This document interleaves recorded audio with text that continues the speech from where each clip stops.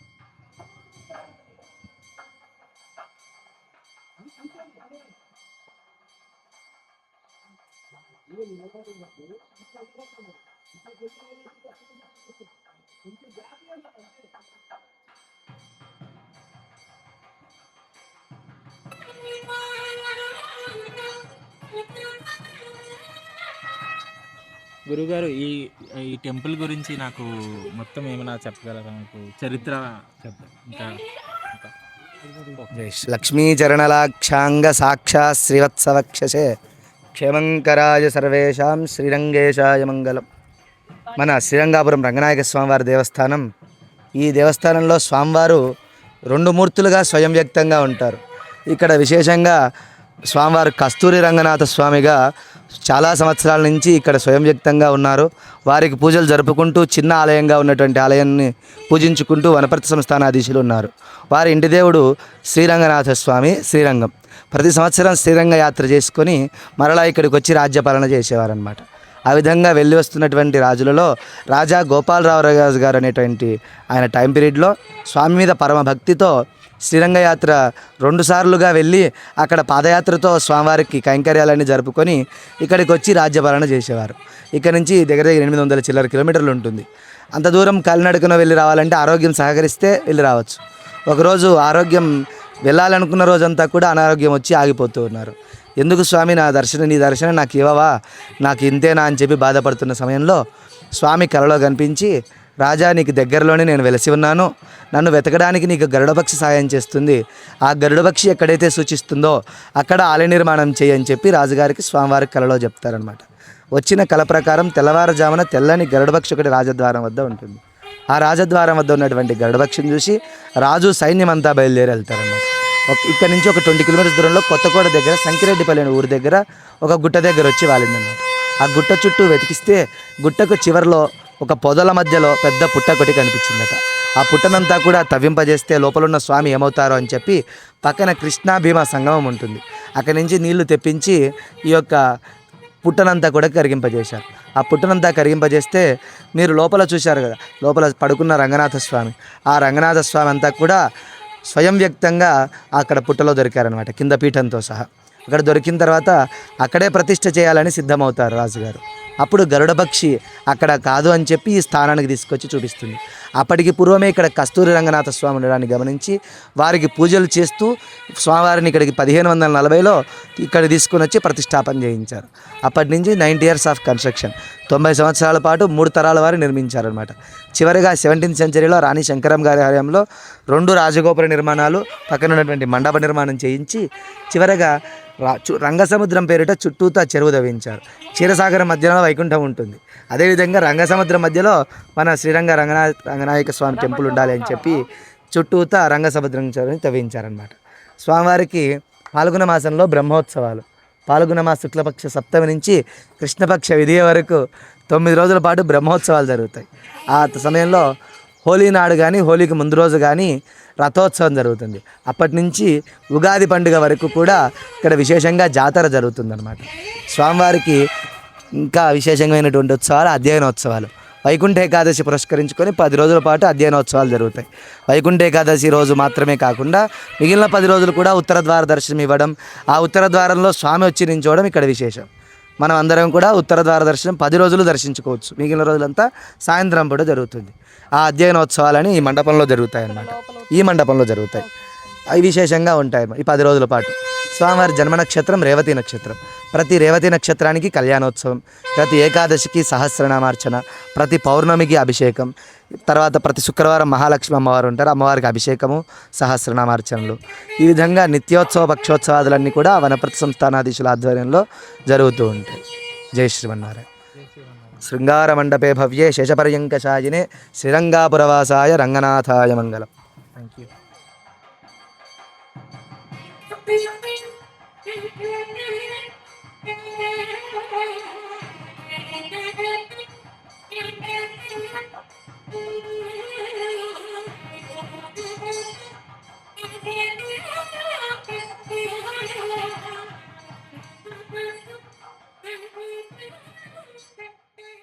So అది friends ఈరోజు video.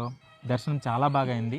ఇక్కడ చాలా ప్రశాంతంగా ఉంది. సిటీకి చాలా దూరంగా ఇలా తెలంగాణ పల్లెల్లో ట్రావెల్ చేస్తే ఇక్కడికి వచ్చి చాలా ప్రశాంతంగా ఇక్కడ స్పెండ్ చేయొచ్చు టైము.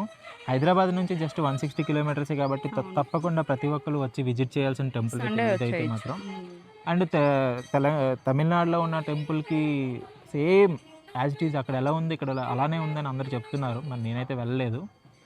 సో వచ్చి మీరే ఒకవేళ వెళ్ళుంటే కనుక మీరు రివ్యూ కూడా ఇవ్వచ్చు. బట్ టెంపుల్ అయితే చాలా పీస్ఫుల్గా ఉంది. ఖచ్చితంగా విజిట్ చేయాల్సిన టెంపుల్. నేను మళ్ళీ కూడా వస్తాను. బ్రహ్మోత్సవాలు చాలా బాగా జరుగుతాయంట. ఈవినింగ్ 6 నుంచి 8 వరకు చాలా బాగుంటుంది. మీకు మంచి వీడియో వస్తుందని కూడా చెప్పారు. అండ్ అడగగానే గురువు గారు ఈ టెంపుల్ గురించి మనకు తెలియని ఎన్నో విషయాలు బాగా చెప్పారు కాబట్టి చాలా మంచిగా అనిపించింది మాకు కూడా. యా చాలా బాగుంది. సరే ఇక్కడికి వీడియో ఎండ్ చేద్దాం. నెక్స్ట్ వీడియోలో మళ్ళీ కలుద్దాం. అంతవరకు బాయ్.